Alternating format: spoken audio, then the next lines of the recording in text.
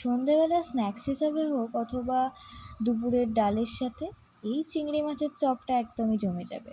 তো এটা বানানোর জন্য প্রথমে পেঁয়াজটাকে খুব ভালো করে ভেজে নিতে হবে। তারপর কিছু ক্যাপসিকাম আর টমেটো কুচি করে কেটে দিয়ে দিতে হবে। তারপর সেদ্ধ করা আলু ম্যাশ করে সেটাকে দিয়ে দিতে হবে। দিয়ে ভালো করে মিশিয়ে নিয়ে একটু মশলাটা কষিয়ে নেওয়ার পর তাতে দিয়ে দিতে হবে একটু আদা রসুন বাটা, লঙ্কার গুঁড়ো, হলুদ গুঁড়ো, নুন, চিনি, জিরে গুঁড়ো, যাবতীয় যা মশলা লাগে ঘরোয়া মশলা সেগুলো দিয়ে ভালো করে আরেকবারও নাড়াচাড়া করে নিতে হবে।